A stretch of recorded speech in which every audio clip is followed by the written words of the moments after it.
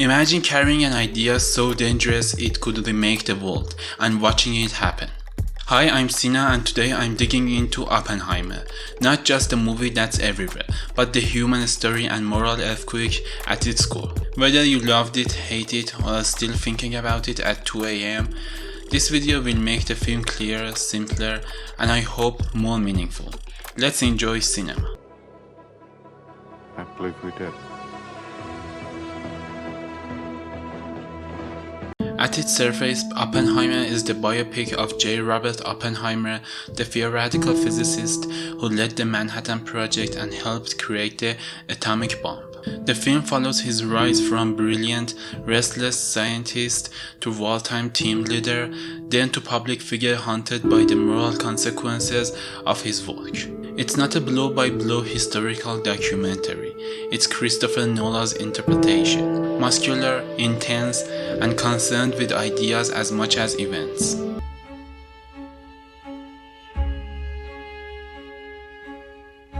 Why this movie matters? What makes Oppenheimer feel urgent today isn't just historical wonder. It asks what happens when intellectual power outpaces ethical preparation. When the tools we build can annihilate whole cities, how do we live with that knowledge? Nolan doesn't hand you answers. He stages moral questions as emotional and psychological beats, forcing the audience to feel the weight rather than giving them a lecture.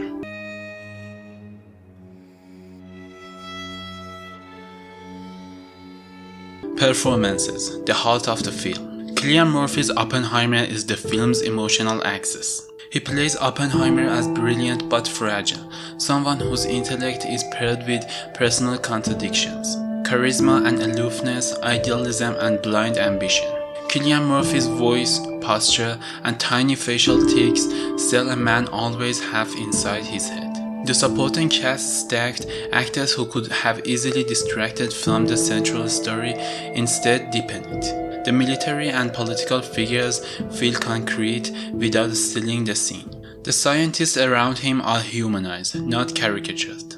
The relationships, especially those that show Oppenheimer's loneliness and his complicated loyalty to colleagues, are where the movie earns its emotional punch.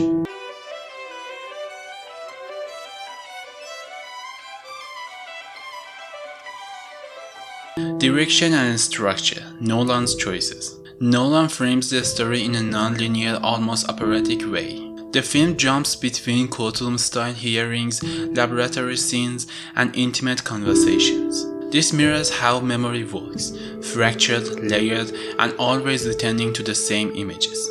Nolan uses time as an instrument to create tension. The ticking of deadlines, the slow build to Trinity test, and the faster, harsher courtroom moments. He also leans into contrast. There are sequences of scientific euphoria, lectures, calculations, breakthroughs, followed by long, silent shots of consequence. That rhythm keeps you on edge. Excitement immediately followed by dread.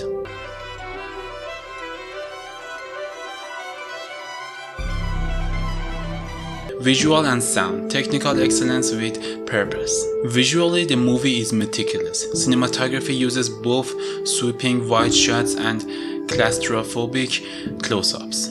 The lab and desert scenes feel almost tactile. Dust, sun, gears, which grounds the high-minded ideas in the physical world. The sound design and score are crucial. The score isn't just background music, it's a pressure gauge. Moments of quiet become unbearable because of the low sustained notes. Explosions are given a physical weight that feels like the room is collapsing. Together, image and sound make the film less like a lecture and more like an experience you live through.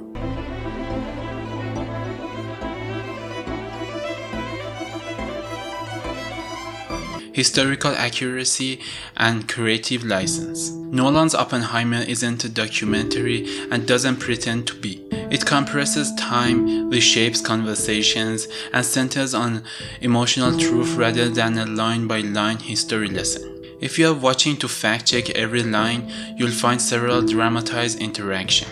But if you care about the psychological truth, how a man and a nation confronted a new kind of power, the film does something valuable. Important caveat. The movie treats moral questions through the lens of a single protagonist. That's powerful, but it risks simplifying complex political and ethical debates that involve many voices. Take the film as a focused portrait, not the entire history.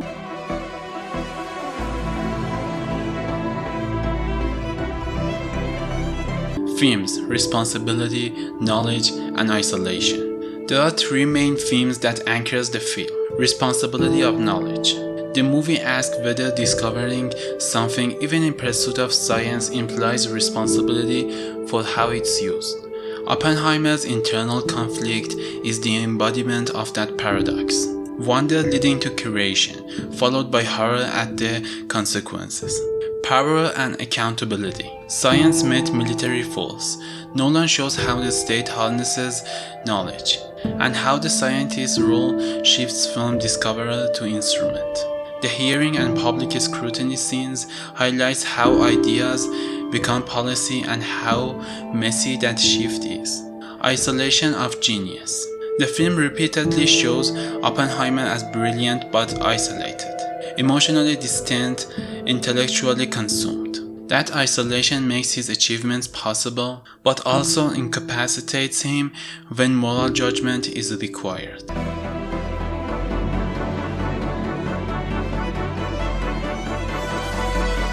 What works best? The film's greatest strength is its ability to fuse cerebral and visceral experiences. You come out of it with both the outline of events and a physical sense of what those events felt like. The acting and sound design elevate otherwise dense material, turning historical debate into human drama. What might not work for everyone?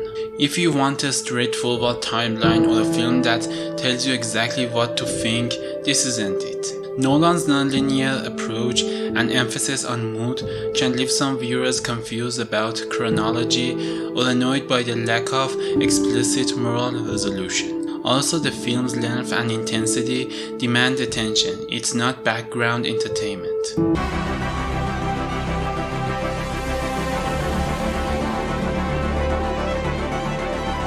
Final verdict, recommendation. Is Oppenheimer worth watching? Yes, especially if you appreciate films that make you think and feel in equal measure. It's a masterclass in performance, sound, and direction, and it asks big questions without easy answers. See it for the acting and the craft, and stay for the moral reverberation that stick with you afterward.